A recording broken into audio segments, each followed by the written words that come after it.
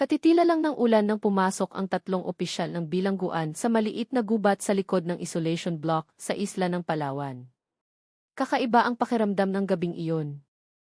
Tahimik, tila ba ang buong isla ay nagpipigil ng hininga. Nang makalapit sila sa lumang balon na matagal nang itinuturing na may kababalaghan, biglang sumingaw ang amoy lansa mula sa ilalim ng lupa. Itinutok ng isa sa mga opisyal ang kanyang flashlight sa balon at biglang nanginig ang kanyang buong katawan. Mula sa kadiliman, narinig ang isang malalim na paghinga, hindi hininga ng tao. Sinundan ito ng isang mahinang bulong na tumatawag sa pangalan ng isang tao, Rocco Reyes.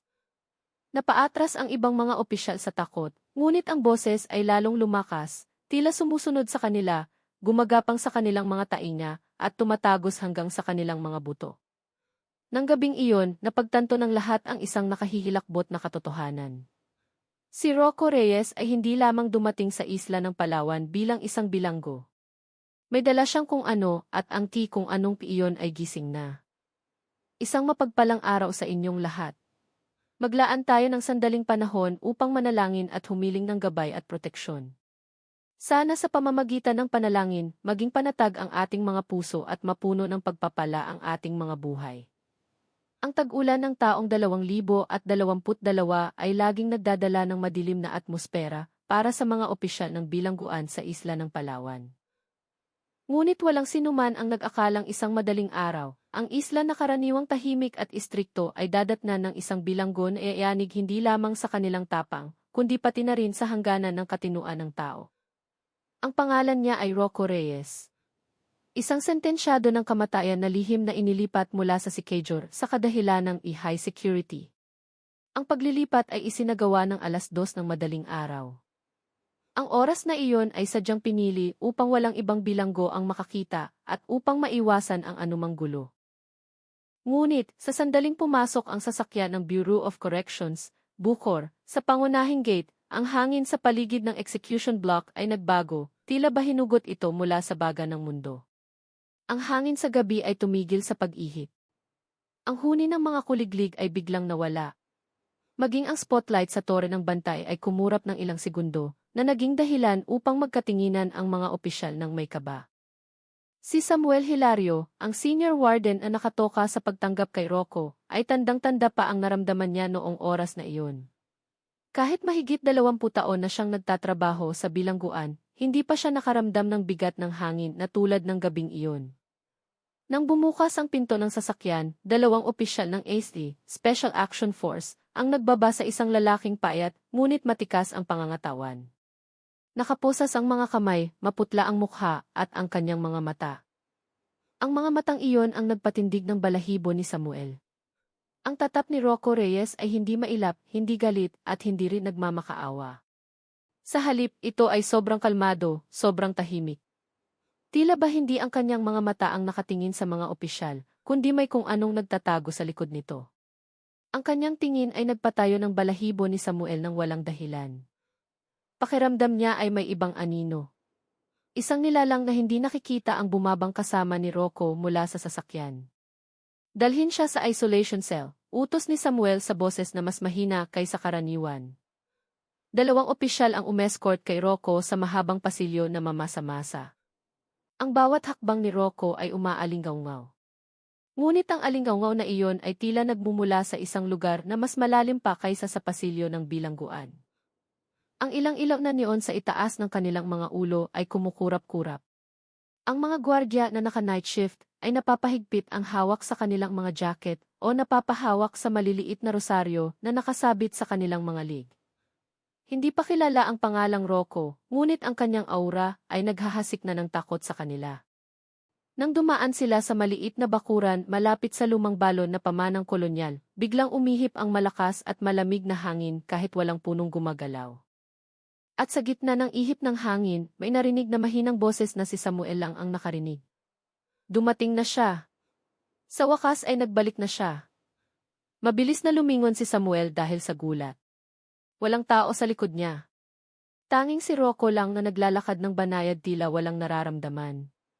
Ang alingaw-ngaw ng boses na iyon ay nagpasama ng sikmura ni Samuel. Hindi siya nangahas na aminin nang malakas na kakarining lang niya ng bulong mula sa direksyon ng balon, isang bulong na hindi boses ng lalaki o ng tao. Sa wakas ay nakarating sila sa isolation cell 12. Ang seldang karaniwang ginagamit para sa mga delikadong bilanggo. Ngunit ng gabing iyon, ang silid ay tila mas kulob kaysa dati. Binuksan ng opisyal ang pinto, tinulak si Rocco papasok at agad na kinandado. Tapos na ang proseso pero walang opisyal ang umalis. Lahat sila ay nakatayo, nakatitig kay Rocco na dahan-dahang umupo sa sulok ng selda, nakayuko na tila may pinakikinggan mula sa lupa. Ang sahig ay basa dahil sa tulo ng ulan na tumatagos mula sa lumang bubong na nagpapalamig at nagpapabasa sa silid. Ngunit ang pinakakinakabahan ng mga opisyal ay ang pagbabago ng temperatura sa paligid ng katawan ni Rocco. Ang hangin sa loob ng selda ay tila bumaba ng ilang degree sa pwesto kung saan siya nakaupo. Napalunok si Samuel. Pakiramdam niya ay kailangan niyang magsalita. Rocco, kung kailangan mo ng tubig o pagkain, tumawag ka lang. Hindi sumagot si Rocco, dahan-dahan lang niyang inangat ang kanyang mukha. At nang magtama ang kanyang mga mata kay Samuel, biglang parang dinagana ng bato ang dibdib ni Samuel. Mayroon doon. Mayroong nakapatong. Isang malabong galaw tulad ng ibang anino ang sumusunod sa galaw ng mata ni Rocco. Kumurap ng 2 beses ang ilaw sa labas ng selda. Napaatras si Samuel ang hindi namamalayan. Tayo na, umalis na tayo, sabi niya. Bilisan niyo. Walang magbabantay ng mag-isa ngayong gabi. Tumango ng pilit ang mga opisyal. Walang umangal. Ilang oras ang lumipas, bago magmadaling araw, ang buong isolation block ay biglang nagkagulo. Isang malakas na katok ang narinig mula sa loob ng selda ni Rocco. Hindi lang isang beses, kundi pa ulit-ulit, tila ba may humahampas sa pader gamit ang isang mabigat na bagay. Tumakbo ang mga opisyal patungo sa selda 12. Ngunit pagdating nila, si Rocco ay nakatayo lang na nakatalikod sa pinto. Tahimik, hindi gumagalaw. Ngunit hindi iyon ang pinakanakakatakot na bahagi. Ang nagpanginig sa lahat ay ang mga basang bakas ng paa sa sahig ng pasilyo, mga bakas na humahaba mula sa direksyon ng lumang balon patungo sa selda ni Rocco. Ang mga bakas na iyon ay hindi bakas ng sapatos at hindi rin bakas ng paang nakayapak ng tao. Ang mga bakas ay mas maliit, manipis, at may hugis na parang mga kuko o galamay. Si Padre Cardo, nakararating lang para sa misa ng madaling araw, ay namutla nang makita ang mga bakas. Sa nanginginig na boses, mahina niyang sinabi, hindi ito bakas mula sa mundong ito. May kasama siyang dumating. Tinitigan ni Samuel ang selda 12 nang may kabog sa dibdib. Nang gabing iyon, napagtanto ng lahat ng opisyal na si Rocco Reyes ay hindi lang basta sentensyado ng kamatayan. Siya ang simula ng isang bagay na mas madilim pa. Bumuhos ang ulan buong umaga nang itakda ang unang eksekusyon. Ang madilim na ulap ay bumalot sa langit ng isla ng Palawan na parang isang higanting telang panlibing. Naglakad ang mga opisyal patungo sa firing range nang may mabibigat na hakbang. Hindi dahil hindi sila sanay sa tungkulin, kundi dahil ang subject na bibitayin sa pagkakataong ito ay si Rocco Reyes, ang lalaking 2 araw pa lang nasa isolation cell, ngunit binago na ang buong atmosfera ng isla at ginawang nakapanging-ilabot. Si Teniente James Halili, ang commander ng firing squad, ay nakatayo ng tuwid ngunit ang mukha ay mas maputla kaysa karaniwan. Kahit kilala bilang istrikto at walang kinatatakutan, nang umagang iyon ay medyo nanginginig ang kanyang mga kamay habang sinisiyasat ang mga rifle isa-isa. Hindi siya naniniwala sa mga kababalaghan, ngunit ang mga ulat tungkol sa mga bulong mula sa lumang balon, mga kakaibang bakas ng paa, at mga ilaw na pumuputok ng walang dahilan ay bumabagabag sa kanyang isipan. Lalo pa at kagabi, isang opisyal ng bilangguan ang biglang hinimatay matapos makakita ng itim na anino na nakatayo sa sulok ng pasilyo malapit sa selda ni Rocco. Nang ilabas si Rocco mula sa kanyang selda, lalong nagbago ang paligid. 2 gwardiya ang maingat na umalalay sa kanya. Pero ang nakapagtataka, naglakad si Rocco nang walang anumang pagtutol. Napakakalmado ng kanyang mga hakbang. Tila ba hindi siya papunta sa kamatayan, kundi sa isang karaniwang routine check-up lang. Ang kanyang tingin ay diretso sa unahan, blanko. Ngunit sa kawalan na iyon, mayroong gumagalaw ng manipis, tulad ng alon ng itim na tubig sa likod ng kanyang mga mata. Nang makarating sila sa firing range, nagsimulang tumila ang ulan. Isang manipis na hamog ang umangat mula sa basang lupa, bumalot sa buong lugar hanggang sa umiksi ang distansya ng paningin. Nakatayo ang mga opisyal sa kumpletong pormasyon. 10 sundalong may armas. Sinuri ng lahat ang kanilang posisyon at paghinga. Gayunpaman, walang sinuman ang talagang handa sa kung ano ang mangyayari. Inilagay si Rocco sa poste ng bitayan. Hinigpitan ang tali sa kanyang katawan. Inilagay ang piring sa mata. Isang pari ang nagdasal ng maikli at hiniling kay Rocco na sabihin ang kanyang huling mga salita.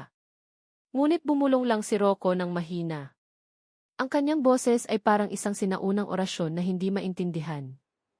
Ang orasyon na iyon ay tila nagmula sa isang malayong lugar. Parang ilang boses ang sabay-sabay na lumalabas mula sa bibig ni Rocco. Itinaas ni Teniente Jaime ang kanyang kamay. Ibinigay ang unang utos. Itinaas ang mga rifle, nakatutok. Pumustura ang mga sundalo. Ang manipis na hamog ay tila umatras ng ilang hakbang, lumilikha ng maliit na bilog na nagpapakita sa katawan ni Rocco ng malinaw. Handa! Bumigat ang hangin. Putok! Ang sunod-sunod na putok ng baril ay bumasag sa katahimikan. Tumama ang mga bala sa dibdib. Sa balikat at tiyan ni Rocco. Bumalagbag ng malakas ang kanyang katawan. At pagkatapos ay nalugmok ng tahimik tulad ng nararapat. Ang amoy ng pulbura ay pumuno sa hangin. Ang ilang ibong nakadapo sa mga puno ay lumipad sa takot. Katahimikan. Isang katahimikan na masyadong mahaba. Sumenya si Teniente James sa doktor ng bilangguan upang suriin ang katawan ni Rocco. Naglakad ang doktor ng may pag-aalinlangan. Ang kanyang kamay na may hawak na stethoscope ay nanginginig din, hinawakan niya ang liig ni Rocco. Pagkatapos ay ang dibdib nito. Walang tibok ng puso, walang hininga, walang tanda ng buhay. Ngunit, sa sandaling tatango na sana ang doktor upang senyasa na tapos na. Isang bagay na hindi dapat mangyari ang nagsimulang mangyari. Ang dibdib ni Rocco na dapat ay huminto na sa paggalaw.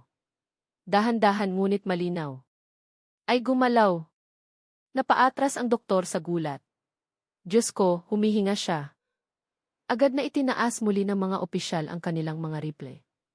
Ang iba ay napaatras ng mabilis na parang nakakita ng bangkay na bumabangon.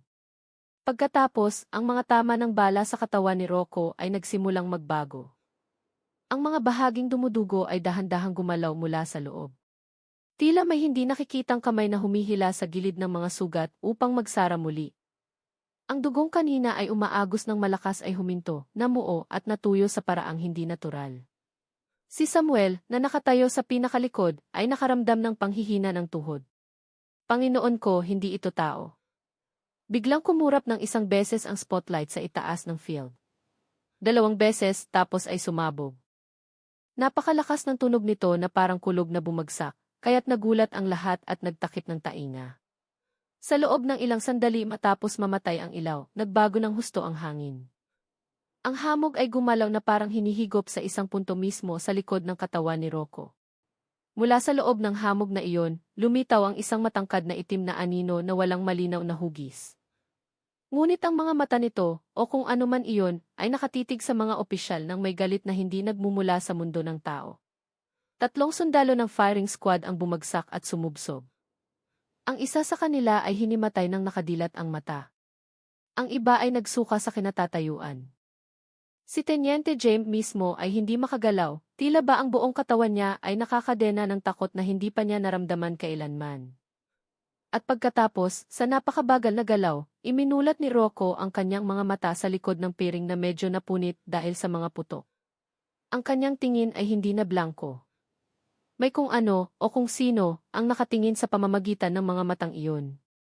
Isang boses na malalim, paos, at hindi boses ng tao ang lumabas sa kanyang bibig. Hindi niyo ako makukuha. Kung pipilitin niyo, ang buhay niyo ang mawawala. Ang pangungusap na iyon ay nagpatigil sa hangin. Maging ang ambon na manipis ay tila naging yelo.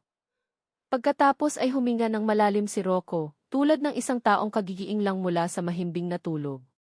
Tumayo siyang muli ng tuwid na parang hindi siya nabaril kailanman.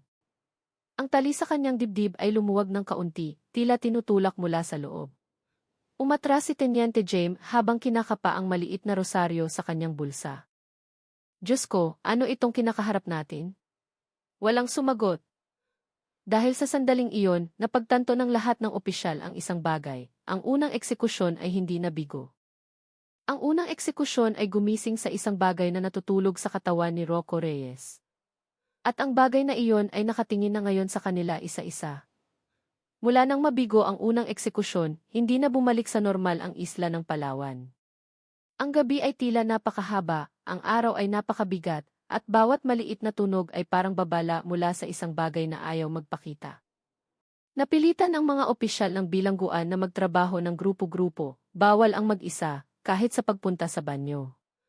Wala nang nagbibiruan sa kantina. Wala nang nangangahas na banggitin ng malakas ang pangalan ni Rocco Reyes. Tila ba ang pagbanggit sa pangalan niya ay imbitasyon para sa kung anong sumusunod sa lalaking iyon. Nakaupo si Samuel Hilario sa guard room habang hawak ang baso ng kape na lumamig na. Pula ang kanyang mga mata dahil 2 gabi na siyang walang tulog.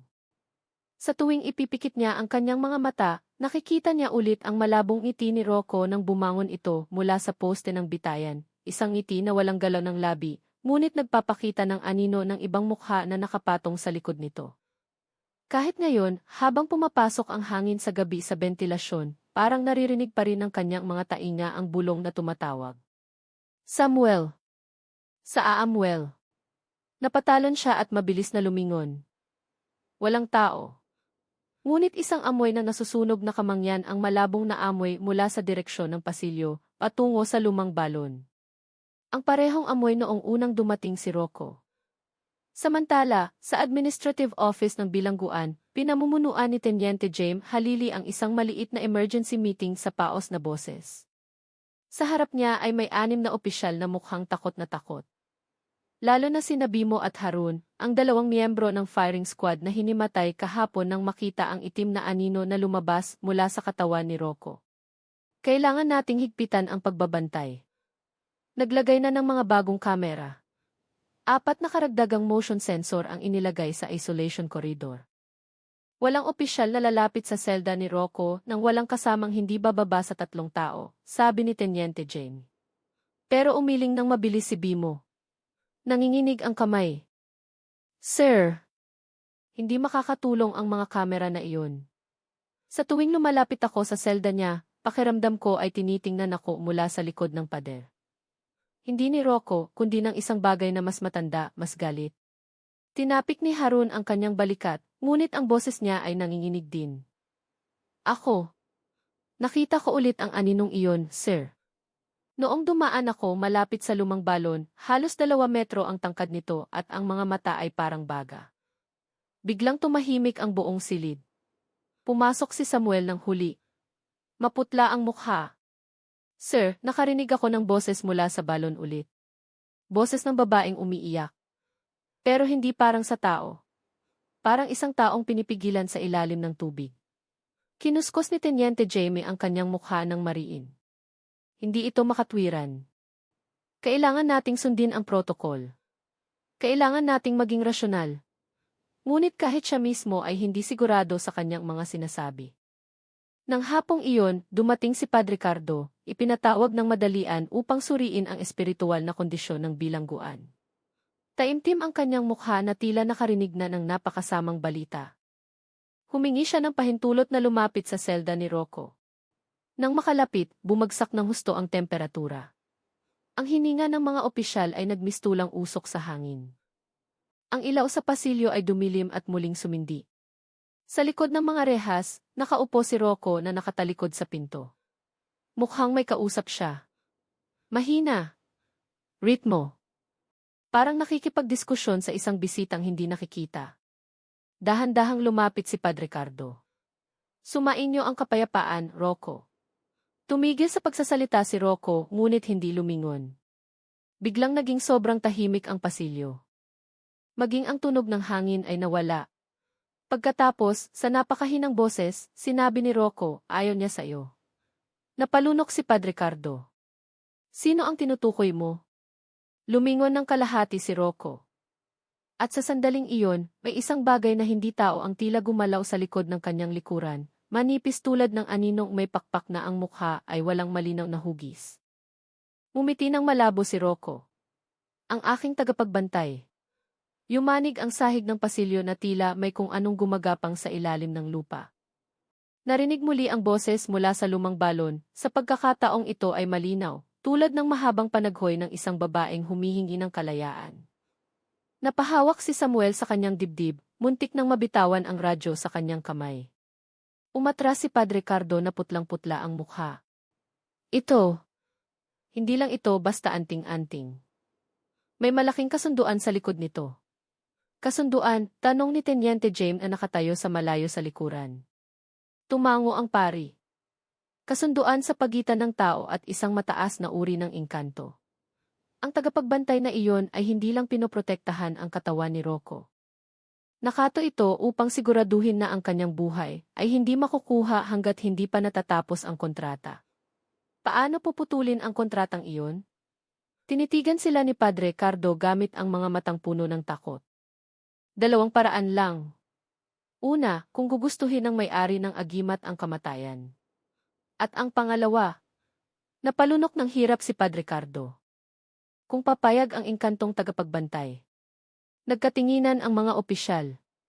Walang alinman sa dalawang bagay na iyon ang mukhang mangyayari. Nang gabing iyon, tumindi ang terror pagsapit ng madaling araw. Lahat ng kamera sa isolation block ay sabay-sabay na namatay sa loob ng 7 segundo. Nang bumalik ang sistema, ipinakita ng recording ang isang bagay na nagpayelo sa mga opisyal sa kanilang kinatatayuan. Sa harap ng selda ni Rocco, nakatayo ang isang babaeng may mahabang buhok. Ang mukha niya ay malabo na tila natatakpan ng maitim na tubig. Ang parehong mga kamay niya ay nakadikit sa mga rehas ng selda at ang kanyang ulo ay nakatagilid sa hindi natural na paraan. Nakatitig siya sa loob na tila nakikipag-usap kay Rocco. Dahan-dahang ibinaling ng nilalang ang mukha nito sa direksyon ng kamera. Ang mga mata nito ay blanko, itim na walang hangganan. Pagkatapos noon ay nagdilim muli ang screen. Agad na pinalo ng night guard ang emergency alarm. Si Samuel ang pinakamabilis na dumating. Ngunit pagdating nila sa isolation corridor, wala na ang nilalang. Tanging amoy ng basang lupa at tubig alat ang naiwan. Ngunit ang pinakanakapagpanginig sa lahat ay ang isa pang katotohanan. Mga maliit na bakas ng paa na mukhang mga kuko, ang mga bakas na dati ay nakitang patungo sa selda. Ngayon, ang mga bakas ni Rocco ay palabas. Palabas ng selda at nawawala papunta sa direksyon ng lumang balon.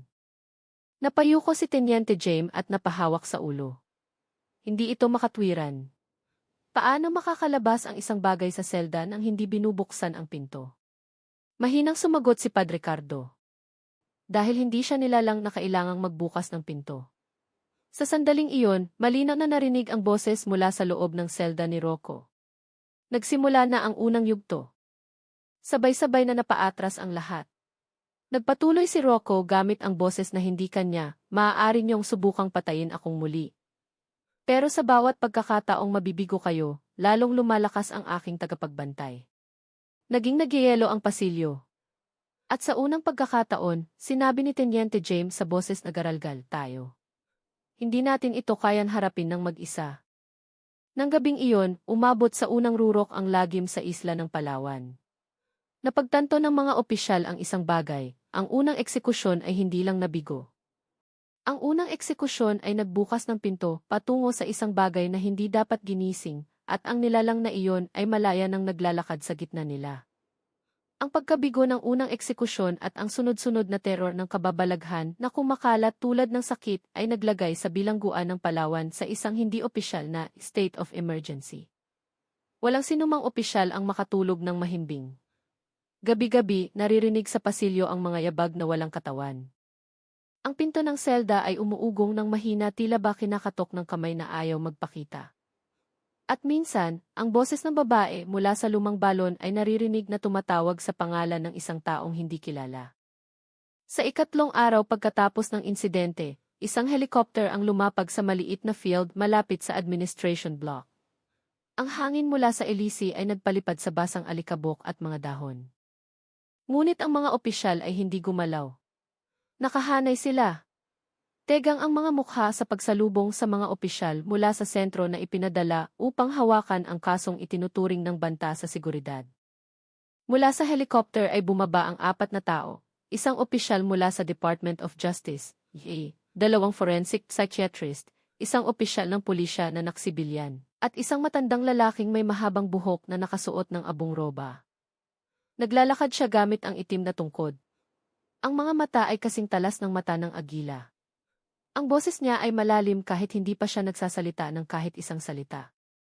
Ang pangalan niya ay Tandang Gading, isang eksperto sa supernatural na hindi opisyal na nagtatrabaho para sa gobyerno. Sa tuwing may kasong kinasasangkutan ng kababalaghan, ang apat ay sinalubong ng direktor ng bilangguan at agad na dinala sa malaking meeting room. Ang silid-pulungan ay mas malamig kaysa karaniwan. Nagkalat ang mga papel sa mesa. Naglalaman ng testimonya ng mga opisyal tungkol sa mga boses, anino, kakaibang bakas ng paa, at footage ng TV na nagpapakita ng babaeng walang mukha. Binuksan ng opisyal ng EFE ang pulong na halatang walang tulog kagabi. Hindi kami pumunta rito para makinig sa chismis. Kailangan namin ng ebidensya. Ano ba talaga ang nangyayari sa bilanggong nagngangalang Rocco Reyes? Tumayo si Samuel. Paos ang boses pero matatag. Sa buong paggalang, sir. Ang naranasan namin ay hindi chismis. Nakita namin mismo kung paano bumangon ang katawan niya matapos barilin. Nakita namin ang mga bakas ng paa ng nilalang na wala naman doon. Narinig namin ang boses mula sa lumang balon at itinaas ni Tandang Gading ang kamay upang patigilin si Samuel. Lumang balon. May lumang balon sa kompleks ng bilangguang ito. Tumango ng may pag-aalinlangan ang direktor. Opo, Tandang Gading. Balon na pamanang kolonyal, matagal nang hindi ginagamit. Pero simula nang dumating si Rocco, ang balon na iyon ay parang buhay. Nanliit ang mga mata ni Tandang Gading. Ang mukha niya ay nagpakita ng pagkilala sa isang bagay na nakababahala. Dapat matagal niyo nang isinara ang balon na iyon. Bukas ang lagusan. Lagusan, tanong ni Teniente Jaime. Isang maliit na lagusan sa pagitan ng mundo ng tao at mundo ng mga espiritu, kalmadong sagot ni Tandang Gading. Hindi malaking portal, pero sapat para labas-masok ang mga nilalang na tagapagbantay. Naging tahimik at nakakatakot ang silid-pulungan. Hiniling ni Tandang Gading na makita ng personal si Rocco. Ang lahat ng opisyal sa pasilyo ay ayaw lumapit sa selda. Ngunit ang utos ay utos. Nang dumating ang grupo sa harap ng selda 12, bumagsak ng husto ang temperatura. May manipis na yelo ang lumitaw sa mga bakal na rehas, kahit tanghaling tapat pa lang. Ang forensic psychiatrist na kasama ay hinigpitan ang kanyang jacket habang bumubulong sa kaba. Si Rocco ay nakaupo ng naka-Indian seat. Nakapikit ang mga mata, hindi gumagalaw ang katawan kahit kaunti. Ngunit nang lumapit sila, ang mga mata ni Rocco ay dumilat ng mas mabilis kaysa sa nararapat. Ang kanyang tingin ay direktang nakatutok kay Tandang Gading. Hindi tingin ng tao. Ang tingin na iyon ay tulad ng sa isang nilalang na gustong kilatisin ang banta.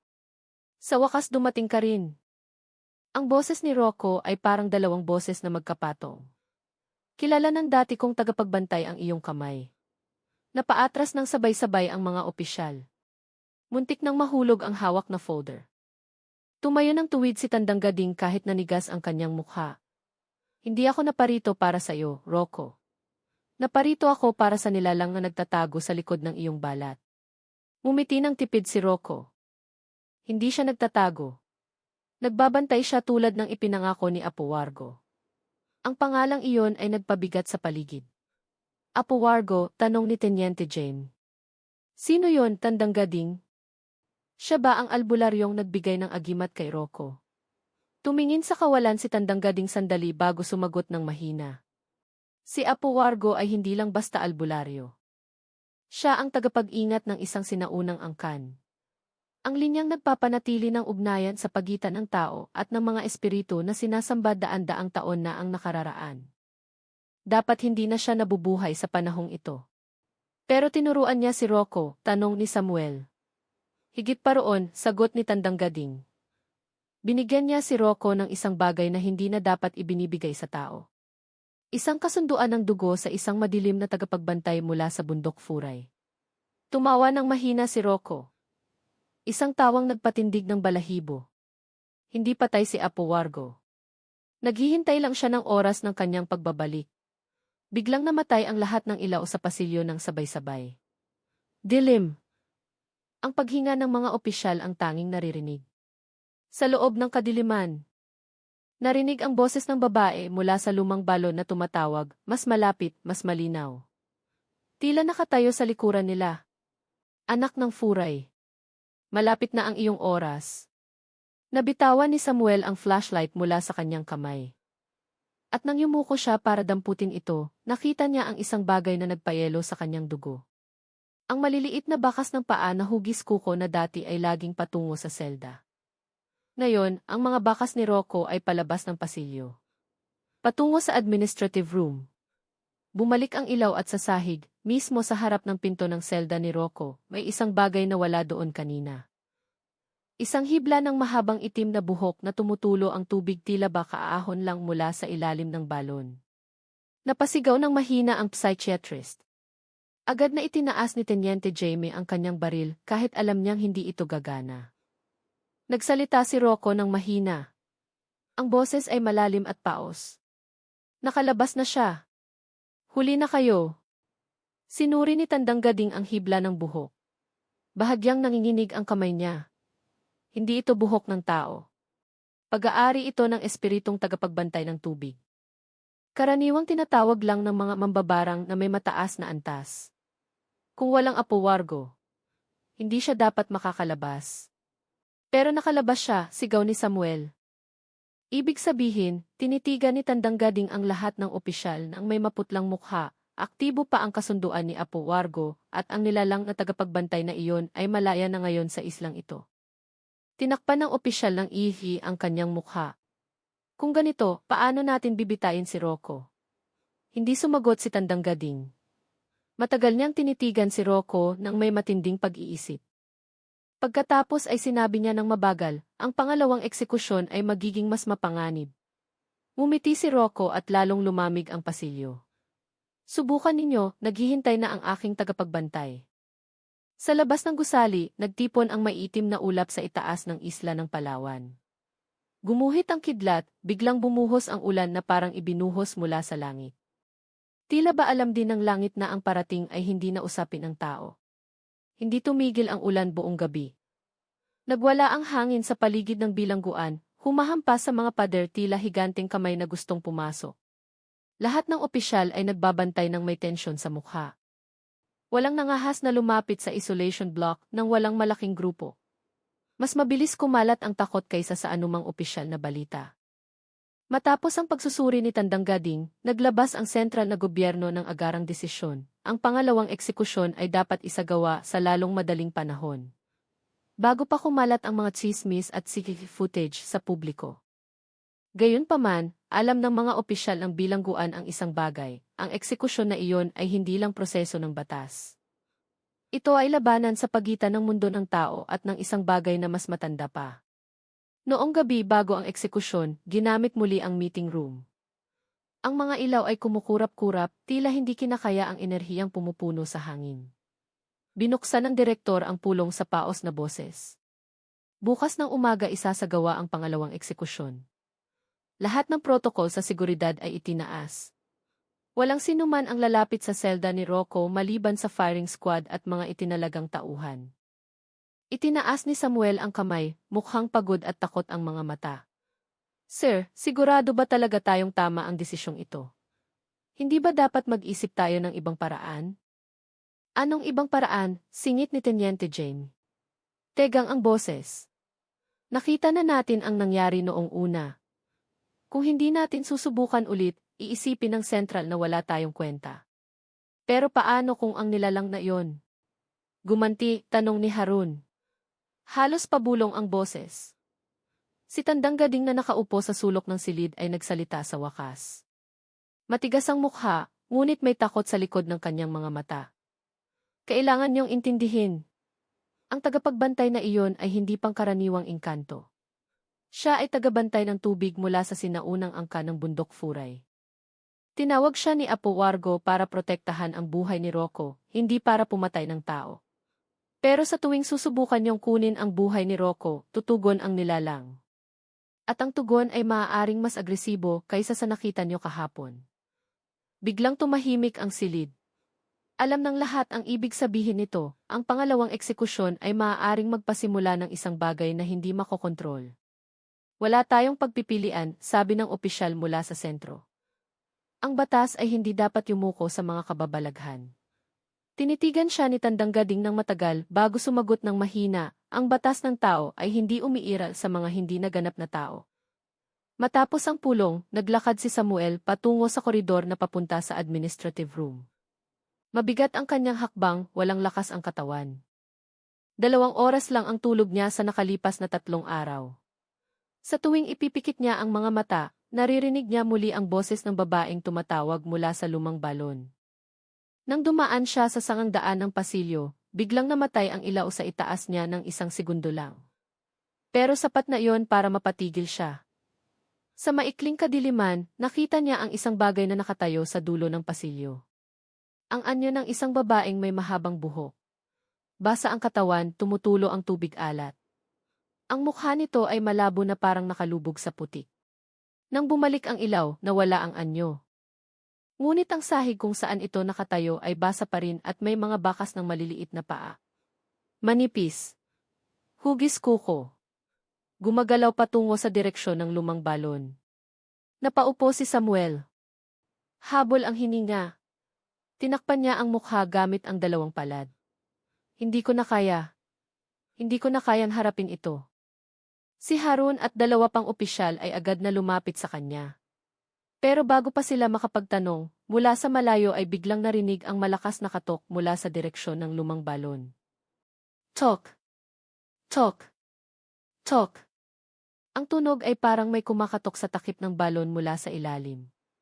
Nagkatinginan ang mga opisyal. Walang nangahas na lumapit. Pagsapit ng hating gabi, humupa ang ulan. Ngunit naging napakalamig ng hangin. Tila nasa loob ng kuweba.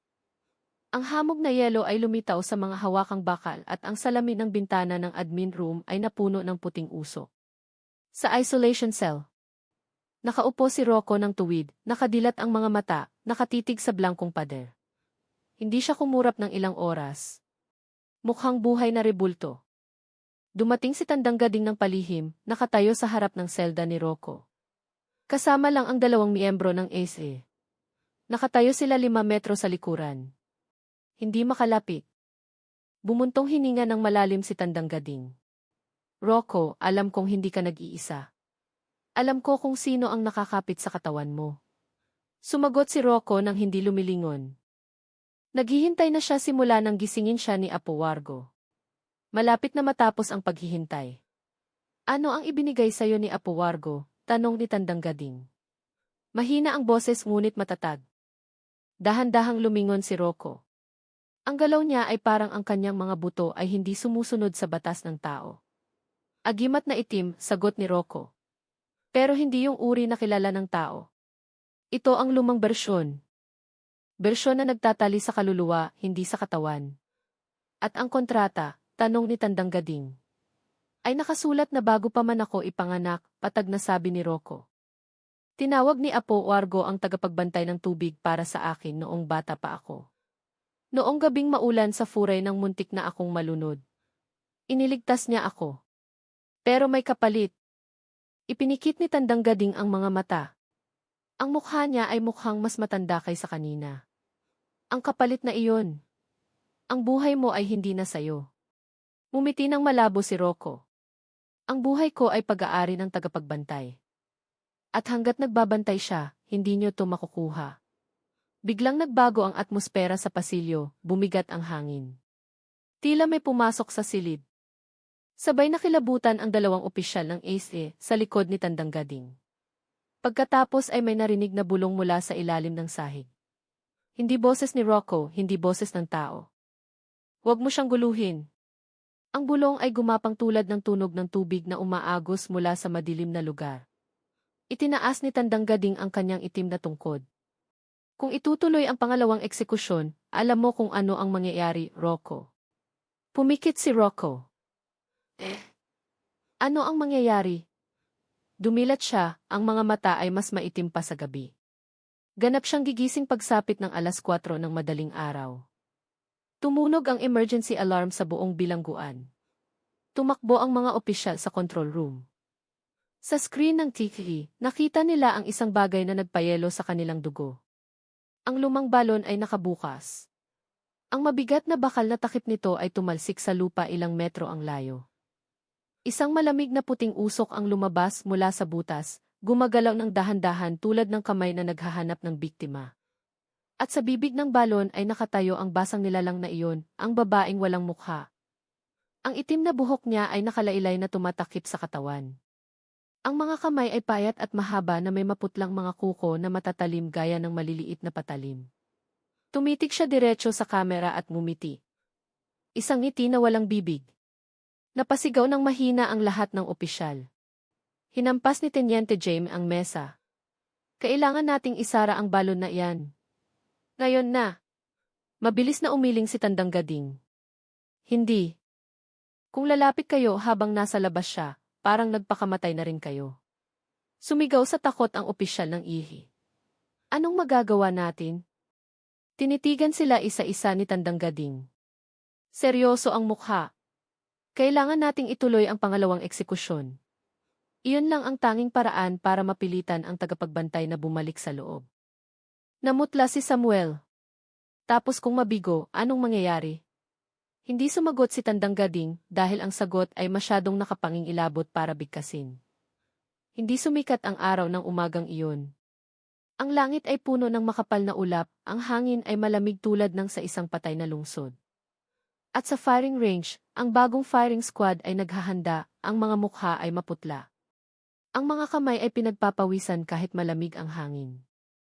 Nang araw na iyon, ang isla ng Palawan ay handang masaksihan ang isang bagay na hindi pa nangyari kailanman. Ang pangalawang eksekusyon ng isang taong hindi namamatay. Napakakapal ng hamog ng umagang iyon, kaya't ang distansya ng paningin ay wala pang 5 metro. Basa pa ang lupa ng firing range. Nag-iwan ng maliliit na putik na sumasalamin sa dim na liwanag mula sa mga portable spotlight na ikinabit ng madalian. Walang sikat ng araw, tanging abuhing langit at hanging nanunuot sa buto ang lamig. Nakatayo ang mga opisyal sa pormasyon. Ang bagong firing squad na dinala mula sa labas ng isla ay sinusubukang panatilihin ang kanilang tikas.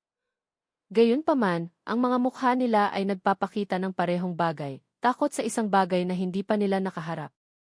Inayos ni Teniente Jaime Halili ang posisyon sa boses na mahina ngunit tensed. Panatilihin ang distansya, huwag lalapit.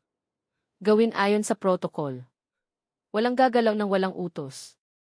Sa tabi niya, hawak ni Samuel ang radyo gamit ang nanginginig na kamay. Bawat hininga niya ay parang usok. Kahit hindi naman taglamig.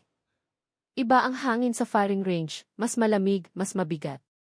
Tila ba may nanonood sa kanila mula sa likod ng hamog. Si Tandang Gading ay nakatayo ilang metro sa likuran. Ang itim niyang tungkod ay nakatusok sa lupa. Nararamdaman niya ang banayad na panginginig na gumagapang mula sa lupa patungo sa talampakan niya. Malapit na ang tagapagbantay, bulong niya. Gaano kalapit? Tanong ng opisyal ng ihi na garalgal na ang boses. Sumagot si Tandang Gading nang hindi lumilingon, sapat na malapit para marinig ang hininga ninyo. Nang ilabas si Rocco Reyes mula sa selda, biglang huminto ang hangin. Ang maliit na watawat sa sulok ng field na kanina ay kumakaway ng mahina ngayon ay nakalawit na parang patay. Isang uwak na lumipad sa ibabaw ng execution area ang biglang bumagsak sa lupa. Patay ng walang tunog. 2 opisyal ang umescort kay Rocco sa poste. Kakaiba tulad ng dati. Hindi siya nanlaban. Kalmado ang mukha, blanko ang mata, pero may kakaiba. Nang umagang iyon, ang balat niya ay mas maputla at may malamig na aura na lumalabas sa katawan niya.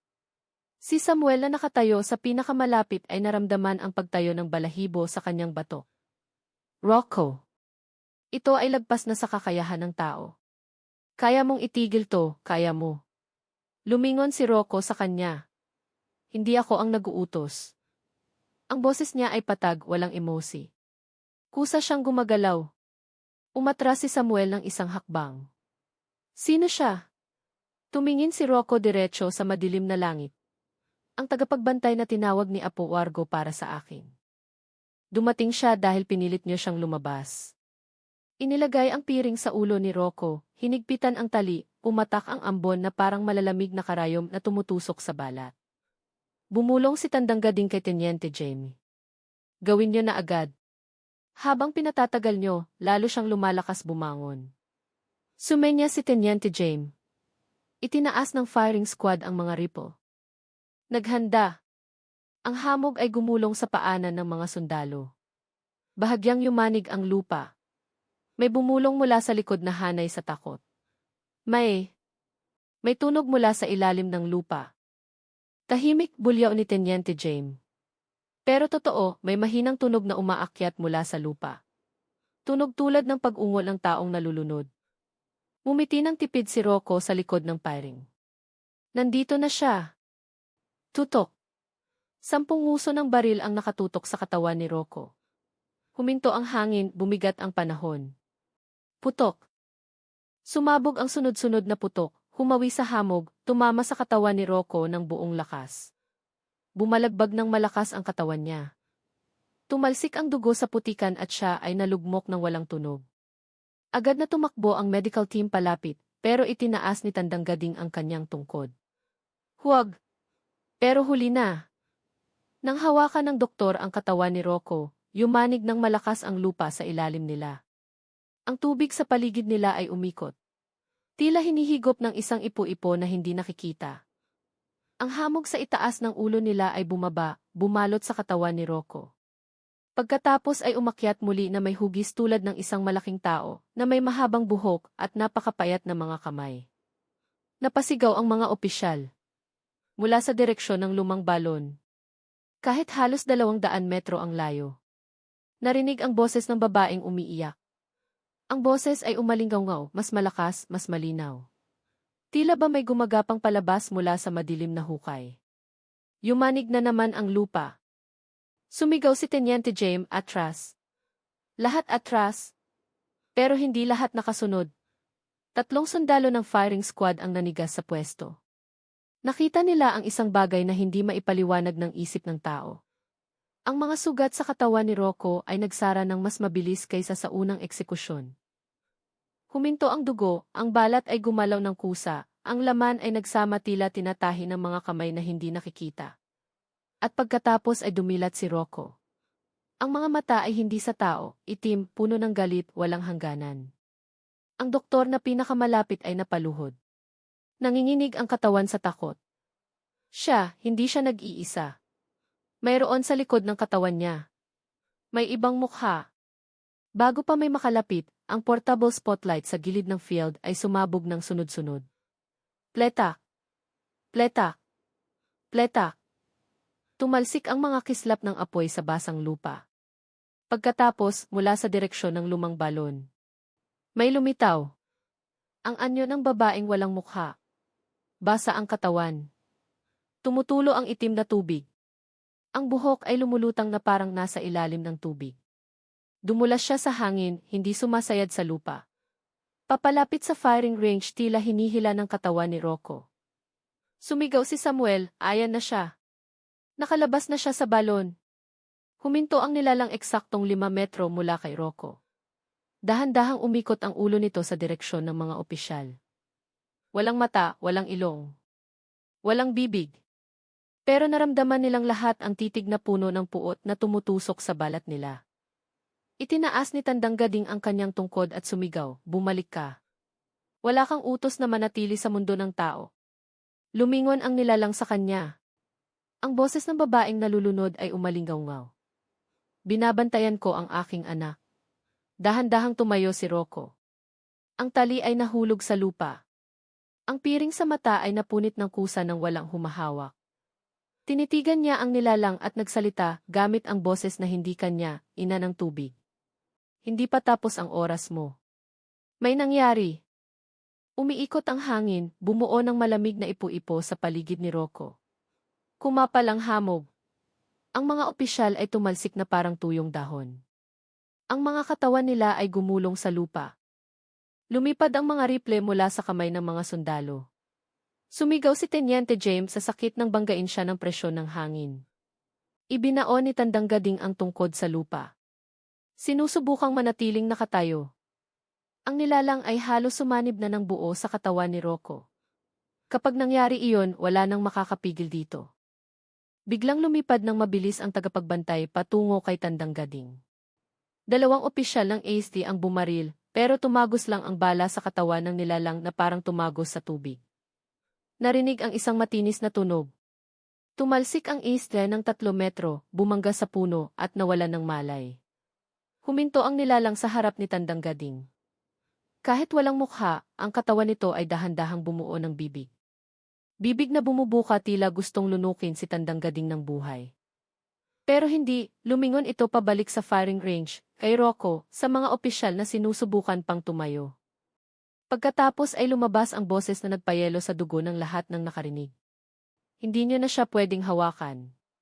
Bumuka ang lupa sa ilalim ng paa nila.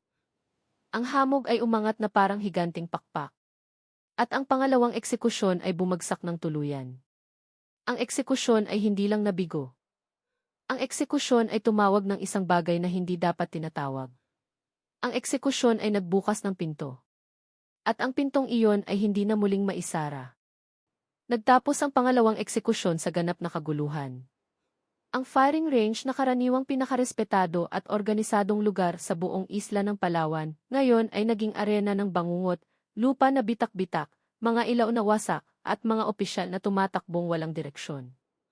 Ang iba ay sumisigaw, ang iba ay tahimik na parang nawala ng boses. Sa kasaysayan ng mga bilangguan sa Pilipinas, walang anumang pangyayari ang makakatumbas sa kaguluhang ito. Si Rocco Reyes ay nakatayo sa gitna ng field. Hindi nasaktan. Habang ang babaeng tagapagbantay na walang mukha ay dahan-dahang lumutang pabalik sa direksyon ng lumang balon. Nag-iwan ng bakas ng itim na tubig sa lupa. Ang bakas na iyon ay sumingaw na may kasamang tunog na sumisitsit tila baga na inilubog sa tubig. Si Samuel na tumalsik sa gilid ng field ay sinubukang bumangon pero nanghina ang tuhod. Wala tayong naging pag-asa, bulong niya sa garalgal na boses. Sinubukan ni Teniente James na ipunin ang natitirang otoridad. Lahat ng tauhan atras. Atras ngayon din. Pero maging ang boses niya ay natalo. Nang nakapangingilabot na tunog na biglang narinig mula sa buong isla. Tunog na parang libu-libong bulong na pinigilan sa ilalim ng tubig. Ang bulong ay dumaloy sa lupa, tumago sa mga gusali, gumapang sa buto ng bawat nakarinig. Pumikit si Rocco. Galit siya. Dahil sinubukan niyo ulit akong kunin. Nakatayo si Tandang Gading gamit ang itim na tungkod. Kahit nanginginig ang katawan. Lalong lumalakas ang nilalang. Ang dalawang pagtatangka ng eksekusyon ay nagpalalim ng kasunduan. Anong kasunduan ba talaga? Sigaw ng opisyal ng ihi. Maputla ang mukha parang telang pambalot ng patay. Tinitigan siya ni Tandang Gading ng matagal bago sumagot. Kasunduan ng dugo.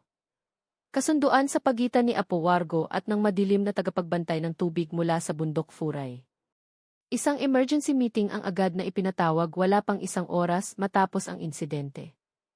Lahat ng opisyal mula sa sentro, kasama ang matataas na opisyal ng pulisya na maihawak ng pinakamataas na batas, ay pumuno sa administrative room. Ang ilaw sa silid ay umuugoy na parang malalaglag. Walang nakaupo ng komportable. Ang bawat isa ay mukhang naghihintay ng hatol na kamatayan. Hinampas ng opisyal ng ihi ang mesa ng malakas. Kabaliwan ito. Hindi natin ito maipaliwanag sa batas, sa medisina, o sa rasyonal na paraan. 2 beses nabigo ang eksekusyon, 2 beses muntik mamatay ang mga opisyal. Uminit ang sitwasyon. Paano kung mag-leak ang key footage, sigaw ng isa sa staff? Maaari itong magdulot ng panik sa buong bansa. Hindi pa kasama ang pagkawala ni Officer Arman Kasim bago dumating si Rocco, dagdag ni Samuel sa nanginginig na boses. Huling kita sa kamera nakatayo siya sa harap ng selda bago nandoon si Rocco. Nakakita siya ng anino tapos nawala. Tumahimik ang silid. Ang pinaka-senior na opisyal ay lumingon kay Tandang Gading. Kayo ang eksperto sa supernatural. Ipaliwanag niyo sa amin kung ano talaga ang ugnayan ni Apo Wargo sa nilalang na iyon. Huminga ng malalim si Tandang Gading. Si Apo Wargo ay nagmula sa sinaunang angkan na burado na sa kaalaman ng publiko. Ang linyang iyon ay kilala bilang mga tagatawag ng tubig, maliit na grupo mula sa panahon ng lumang kaharian na may alam sa ritual para itali ang mga engkanto bilang tagapagtanggol. Para saan? Tanong ni Teniente Jamie. Kahit mukhang ayaw niyang marinig ang sagot. Para protektahan ang kaluluwa ng isang tao mula sa kamatayan, sagot ni Tandang Gading. Pero laging may kapalit.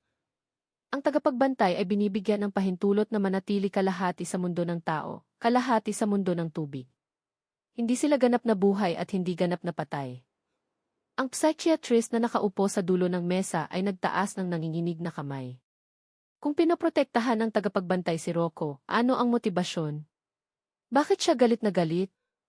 Tumingin ng diretsyo si Tandang Gading. Bumaba ang boses niya at naging mas malalim. Dahil nangako si Apo Wargo ng isang bagay na hindi pa natutupad. Anong pangako iyon?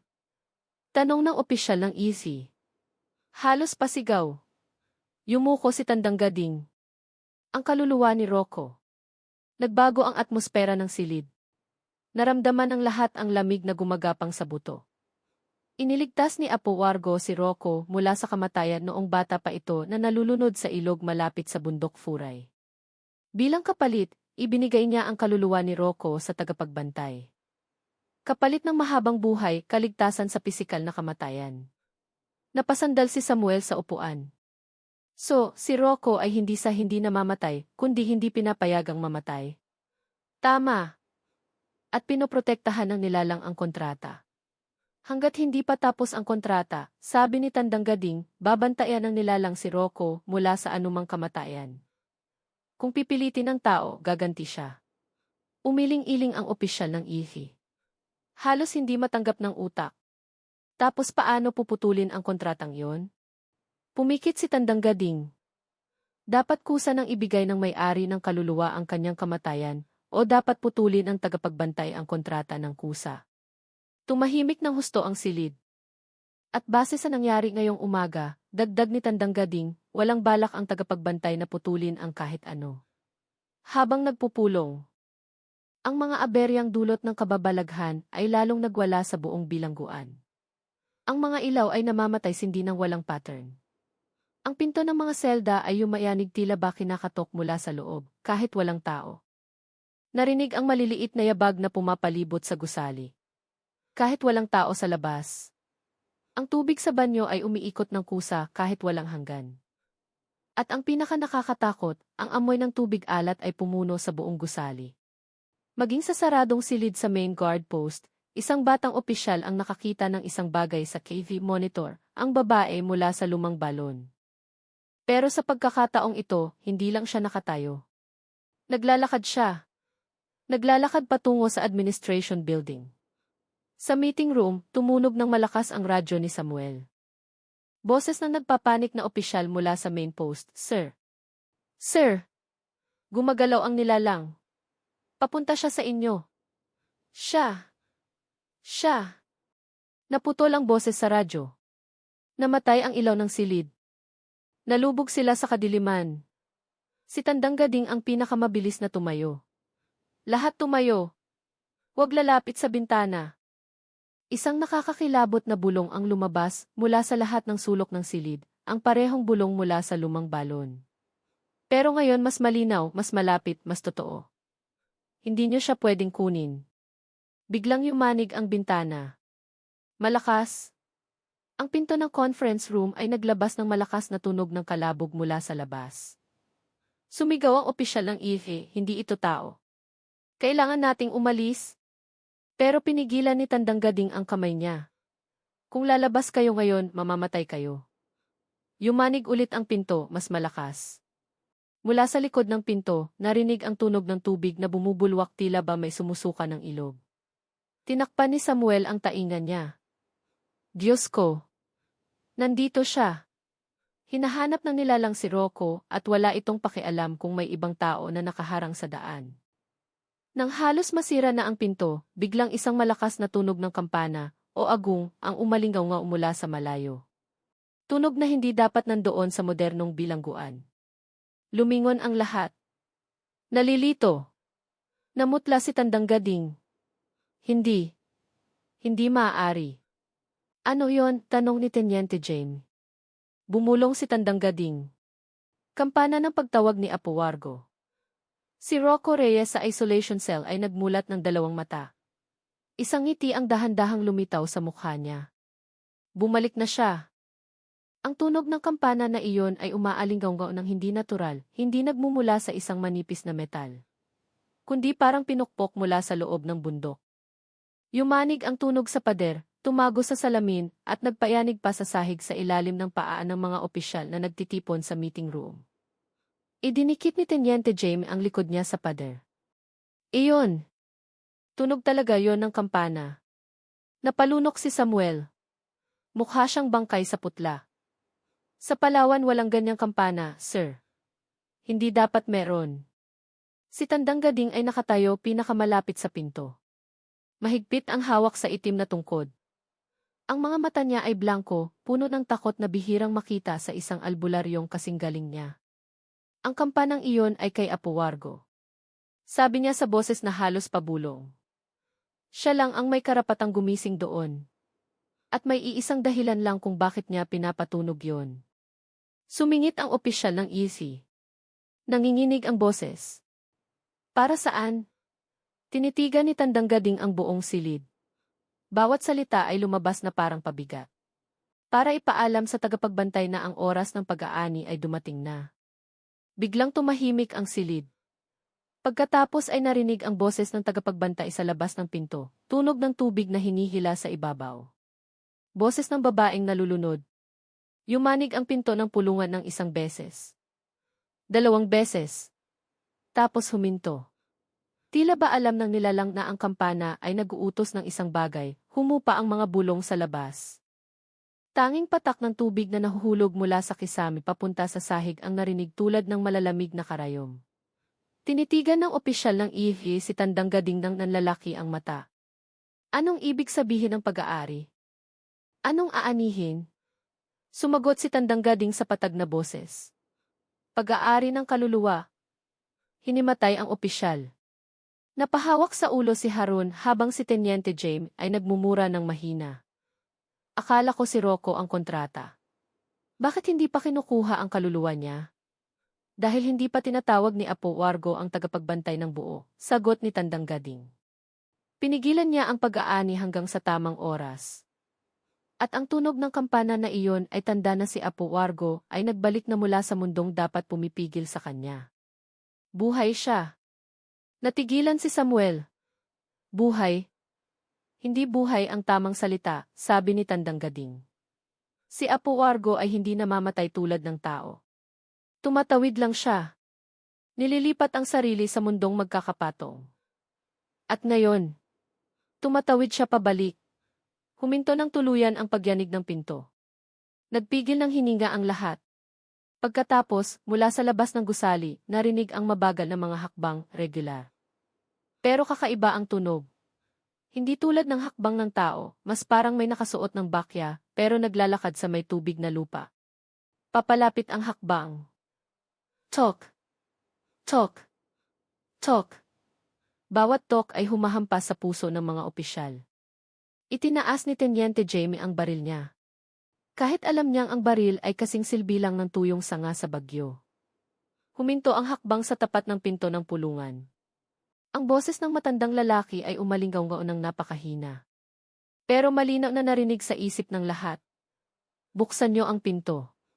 Umatras si Samuel ng 3 hakbang. Iyon! Boses yon ni Apo Wargo. Bahagyang yumanig ang pinto. Hindi dahil sa nilalang na tagapagbantay, kundi parang tinutulak ng kamay ng tao. Kamay na alam ang tamang puwersa para pasunurin ang kahoy na bumukas. Sumigaw sa takot ang opisyal ng IE, huwag niyong bubuksan. Hindi natin alam kung ano, pero bago pa niya matapos ang pangungusap, bumukas ang pinto ng kusa. Pumasok ang ihip ng mamasa-masang hangin. Ang amoy ng basang lupa na hinaluan ng itim na kamangyan ay pumuno sa silid. At doon, sa may pintuan, nakatayo ang isang matandang lalaki na nakasuot ng lumang roba. Mahaba at puti ang buhok na abot balikat. Ang balat sa mukha ay kulubot pero buhay sa kakaibang paraan. Ang mga mata ay hindi mata ng karaniwang matanda. Ang mga matang iyon ay sobrang itim, sobrang linaw, sobrang lalim. Si Apo Wargo. Ngumiti siya ng malabo, ipinakita ang madilaw-dilaw ng ngipin. Tinatawag niyo ako. Hindi, walang sumagot. Walang sinumang opisyal ang makahinga ng normal. Maging si Tandang Gading na karaniwang matikas at kalmado ay nakayuko ng malalim. Apo Wargo, bulong ni Tandang Gading nang hindi nag-aangat ng ulo. Hindi ka na dapat naririto sa mundong ito. Pumasok si Apo Wargo nang walang tunog. Ang laylayan ng roba niya ay sumasayad sa sahig, pero hindi nag-iiwan ng basang bakas. Gading, Gading. Masyado kang masunurin sa batas ng mundo.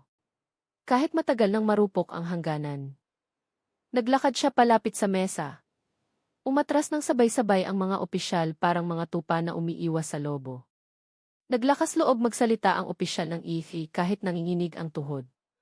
Sino ka ba talaga? At anong kailangan mo kay Rocco Reyes? Huminto si Apo Wargo at tinitigan ang lalaki ng may maliit na ngiti. Nagtatanong kayo sa taong hindi na nalilimitahan ng katawang lupa kung anong gusto ko. Ha! Tumawa siya ng mahina. Ang tunog ng tawa niya ay parang batong kinakaladkad sa ilalim ng ilog. Ang gusto ko ay tapusin ang kasunduan. Anong kasunduan? Sigaw ng opisyal. Itinaas ni Apo Wargo ang kamay niya. Ang dulo ng mga daliri niya ay napakahaba. Itim at matulis na kuko gaya ng pako. Kasunduan para protektahan ang buhay ng isang bata hanggang sa dumating ang araw ng pag-aani. Pag-aani ng kaluluwa, tanong ni Samuel. Nabulunan sa boses. Dahan-dahang tumango si Apo Wargo. Hindi pwedeng mamatay si Rocco. Hindi hanggat nakatali pa sa kanya ang tagapagbantay. 2 beses niyong sinubukang putulin ang buhay niya. At 2 beses din kinailangang bumangon ng tagapagbantay para pigilan kayo. Sa bawat pagbangon niya, inilapit ni Apo Wargo ang mukha niya, mas lalo niyang pinapasok ang mundo niyo. Umatras si Harun habang sumisigaw ng mahina. So kasalanan mo ang lahat ng ito. Lahat ng teror na to. Tinitigan siya ni Apo Wargo ng tingin na nagpayelo sa kanyang gulugod. Ginagawa lang ng tagapagbantay ang trabaho niya. Kayo ang sumubok na guluhin ang kontrata. Hinampas ng opisyal ng IHI ang mesa. Ilegal ang kontratang yan. Walang batas ng bansa ang itinaas ni Apo Wargo ang isang daliri. Agad na tumahimik ang silid. Ang batas ng bansa ay hindi umiiral sa mga lumagda sa kasunduan bago pa ipanganak. Natigilan ang lahat. Kasunduan bago ipanganak. Pakiramdam ni Samuel ay umiikot ang ulo niya. Anong ibig sabihin yan? Paano makakalagda ang isang tao bago ipanganak? Mumiti si Apo Wargo ng puno ng madilim na lihim. Dahil ang kaluluwa ni Rocco ay pinili na noong posibilidad pa lang siya. Ang kanyang angkan ay may utang sa aming linya. Ipinagpapatuloy ko lang ang pamana. Pakiramdam ng silid ay lumiliit, dumidilim. Inangat ni Tandang Gading ang kanyang mukha sa wakas. Nangingilid ang luha hindi dahil sa lungkot, kundi sa hilakbot. So wala talagang naging choice si Rocco. Wala, kalmadong sagot ni Apo Wargo. Sinunod lang niya ang landas na itinakda ng dugo niya. Hinampas ni Teniente Jaime ang mesa, pilit na nagpapakasane. Kung ganun, anong gusto mo ngayon? Tinitigan siya ni Apo Wargo ng matagal. Gusto kong matapos ang kasunduan. At ibig sabihin niyan, hindi na dapat hawakan si Rocco ng ibang tao. Napalunok ng mapait si Tandang Gading. Kung ipipilit ng gobyerno ang pangatlong eksekusyon, iginagalaw ni Apo Wargo ang ulo ng dahan-dahan at sinabing, di makikita ng mundo ang tagapagbantay na iyon sa ganap na anyo sa labas. Tila ba sumasagot sa kanyang mga salita? Ang lumang balon ay naglabas ng mahabang dagundong. Tulad ng isang bagay na gumagapang palabas at hindi humihinto.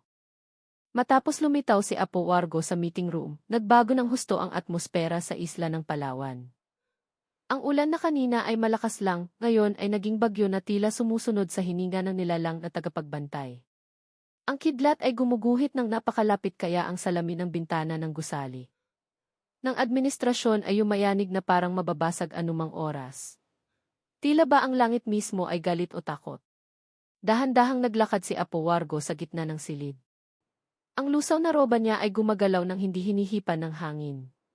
Sinuri ng kanyang mga mata ang mukha ng bawat opisyal na nakatingin sa kanya ng may takot. Walang tao ang makapagtatago ng takot mula sa tinging iyon. Pinipilit niyong labanan ng batas ng tao ang batas ng kabilang mundo, sabi niya habang hinahaplos ang hawak niyang tungkod na lumang kahoy. At ang batas ng kabilang mundo ay laging naniningil ng kabayaran. Sumandal ang opisyal ng EV sa pader. Nawalan ng kulay ang mukha. Kung hindi gagawin ang pangatlong eksekusyon, anong mangyayari sa katatagan ng bansa? Hindi namin pwedeng aminin ang kababalaghan bilang dahilan ng pagtigil ng eksekusyon. Sisirain niyan ang sistema ng batas. Ngumiti ng maliit si Apo Wargo. Ngiting nagpatayo ng balahibo. Sira na ang sistema ng batas nyo sa sandaling barilin nyo ang taong hindi namamatay. Kinuyom ni Teniente Jamie ang kamao. Tapos anong dapat naming gawin? Lumuhod sa harap ng taong pumatay at nagtatago sa likod ng engkanto. Dahan-dahang inikot ni Apo Wargo ang ulo niya. Malalim at malamig ang tingin. Mali ka, Teniente. Hindi nagtatago si Rocco. Nakakulong siya. Ang kaluluwa niya ay nakatali mula pagkasilang. Kahit siya hindi niya alam kung ano ang nakakapit sa dugo niya. Naggalit ang bagang ni Samuel sa galit na hinaluan ng takot. Kung ganun, bakit mo ibinigay sa kanya ang agimat na yan? Bakit mo siya ginawang ganito? Huminto si Apo Wargo sa pagtitig kay Samuel, tila sinusuri ang insekto na kakatutulang magsalita. Dahil si Rocco ang nag-iisang natitirang tagapagmana. At ang tagapagbantay ay hindi matatawag ng walang tagapagmana. Hinampas ni Samuel ang mesa ng malakas. Tagapagmana ng ano? Sumagot si Apo Wargo ng walang emosi, tagapagmana ng linyang furay. Ang linyang naghari sa ritual ng madilim na tubig mula pa noong panahon ng mga ninuno. Si Rocco ang pinto. Ang katawan niya ang tulay. Nanigas ang silid. Tinakpan ng forensic psychiatrist ang bibig gamit ang dalawang kamay. Diyos ko! Kaya ang katawan ni Rocco ay sisidlan lang. Perpektong sisidlan, sagot ni Apo Wargo. Biglang tumunog ng malakas ang radyo sa biwang ni Samuel, puno ng static interference. Sir! Sir! Yung nilalang! Ang nilalang mula sa balon mabilis na gumagalaw papunta sa ye. Ang boses ay naputol ng malalim na sigaw na parang maihinila sa ilalim ng tubig. Nanigas ang lahat ng opisyal. Pagkatapos ay tumunog ang emergency alarm. Ang sirene ay umalinggaw ng mahaba sa buong bilangguan. Kumurap ang pulang ilaw sa lahat ng pasilyo. Itinaas ni Tandang Gading ang kanyang tungkod ng mataas. Lahat kayo lumapit dito. Palapit na siya. Tumingin si Apo Wargo sa kawalan sa isang sulok ng silid. Sinisimulan na ng tagapagbantay na buksan ang balat sa pagitan ng mga mundo. Ibig sabihin hindi na siya limitado sa lumang balon. Pwede na siyang maglakad sa lupa ng bilangguang ito kailanman niya gusto. Tinitigan siya ng opisyal ng EZ nang maihilakbot. Ano? Anong ibig mong sabihin maglakad? Di ba sa may balon lang siya lumilitaw? Ngumiti ng tipid si Apo Wargo. Ang mundo ng tubig ay walang kinikilalang pader. Tila ba sumasagot sa sinabi niya? Tumulo ang tubig mula sa kisam ng silid, kahit hindi tumatagos ang ulan sa bubong. Ang tubig na iyon ay hindi ordinaryo. Medyo malabo ang kulay. Tila may dalang putik mula sa madilim na lugar. Ang pangalawang patak ay nahulog. Ang pangatlong patak ay naging mahabang linya ng tubig.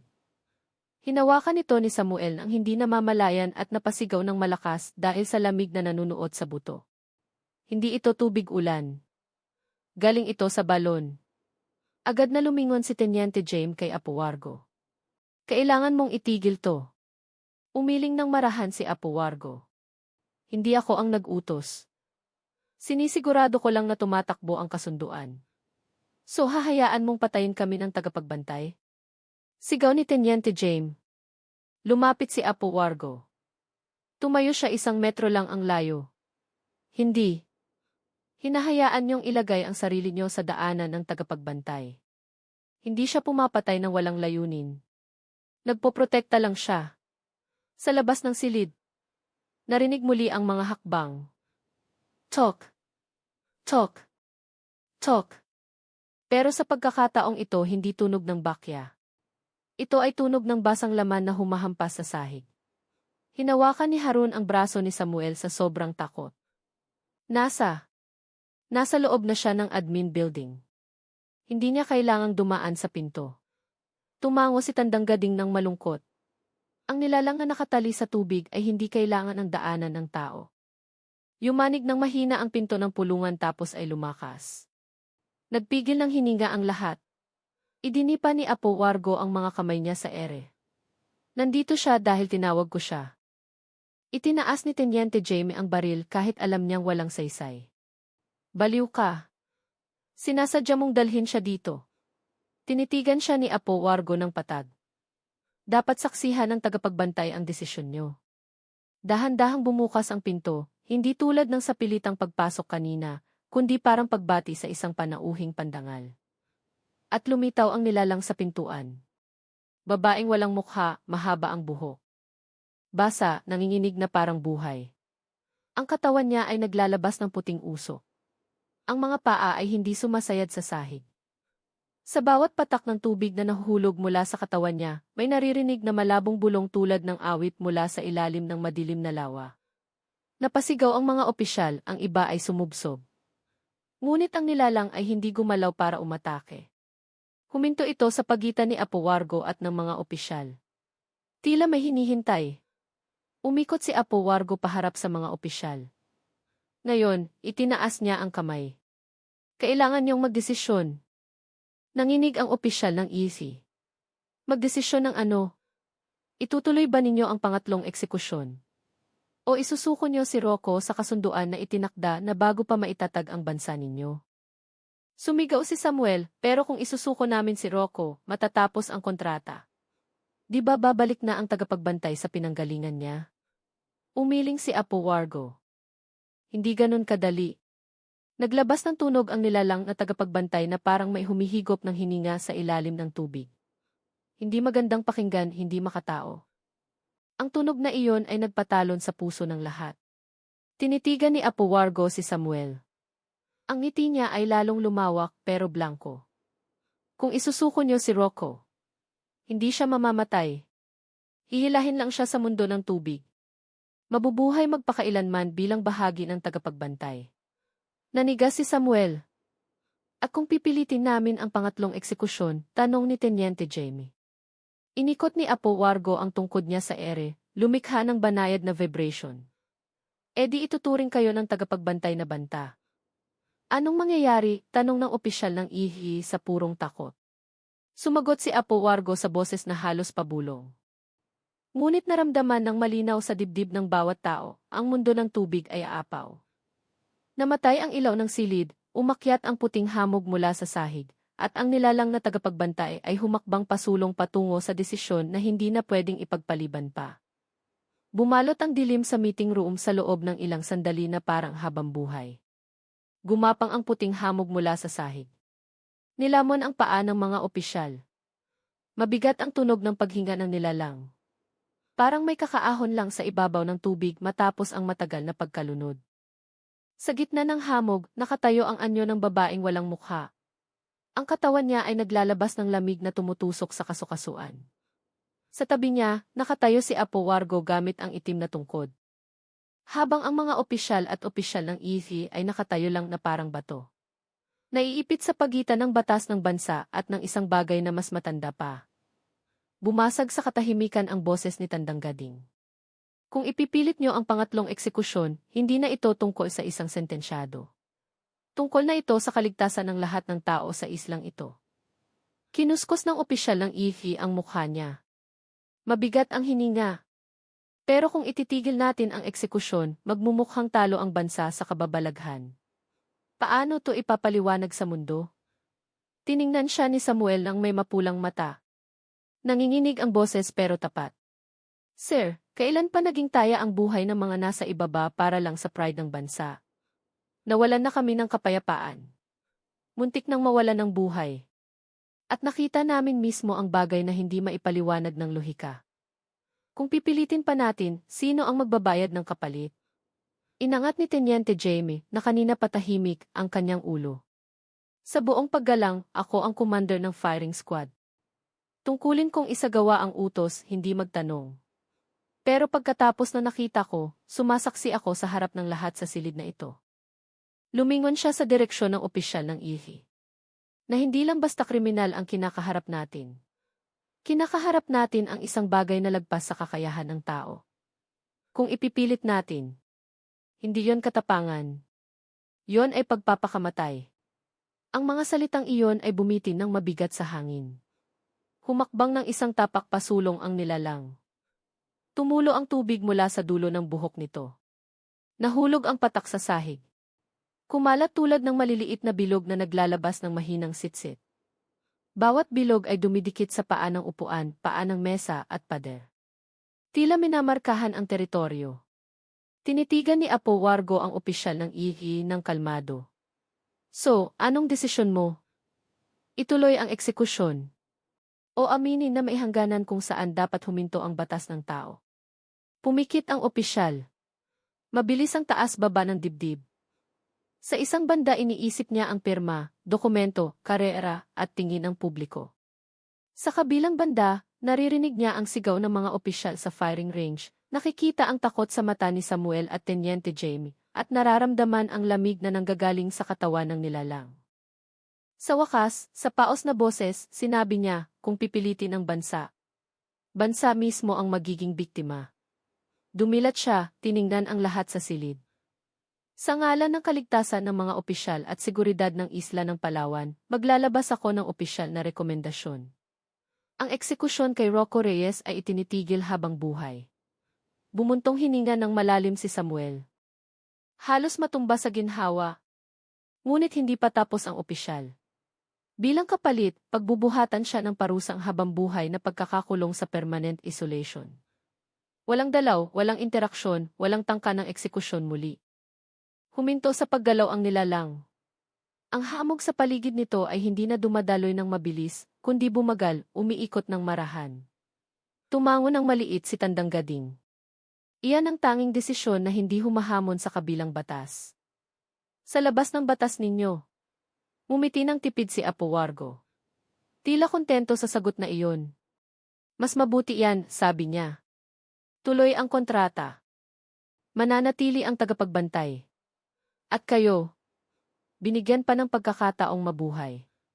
Ilang sandali pa, nagsimulang umatras ang nilalang. Lumiit ang hamog sa paligid nito. Ang katawan nito ay dahan-dahang naglaho tila lumulubog muli sa tubig na hindi nakikita. Nawala ang tunog ng paghinga nito.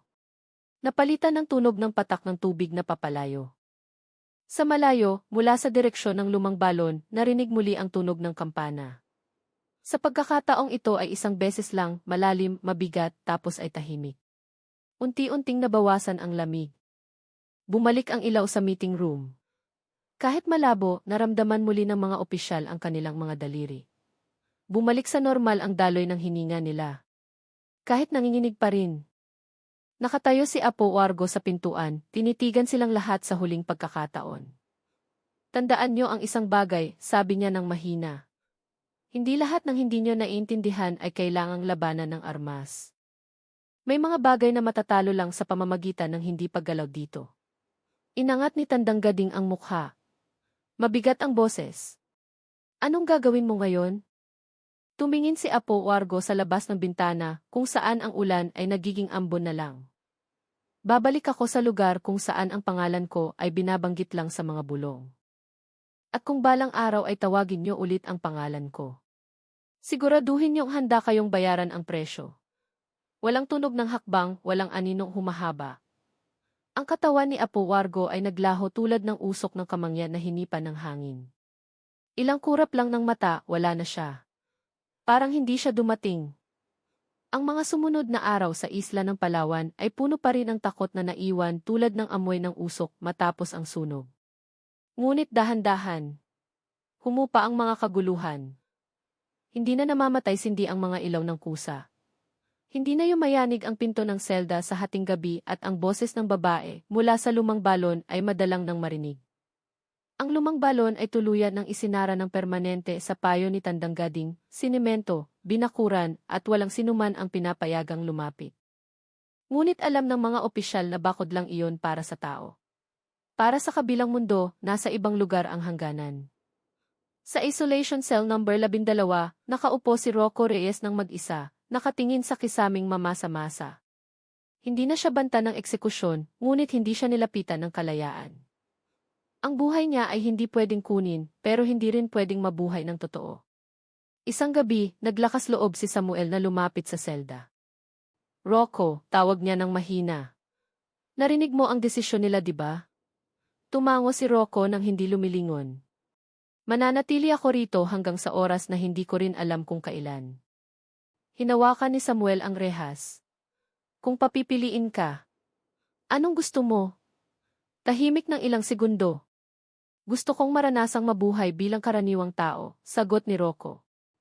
Hindi bilang tulay, hindi bilang sisidlan, hindi bilang pag-aari ng tagapagbantay. Yumuko si Samuel, mainit ang mga mata. Minsan ang pinakamabigat na parusa ay hindi kamatayan, Rocco. Kundi ang mabuhay kasama ang bagay na hindi naman natin pinili. Ngumiti ng tipid si Rocco. Ngiti na sa pagkakataong ito ay mas makatao kaysa dati. Iyan ang pinagkaiba ng tao sa agimat. Ang agimat ay walang pagsisisi. Ang tao ay laging nagsisisi kung kailan huli na ang lahat. Lumipas ang mga taon.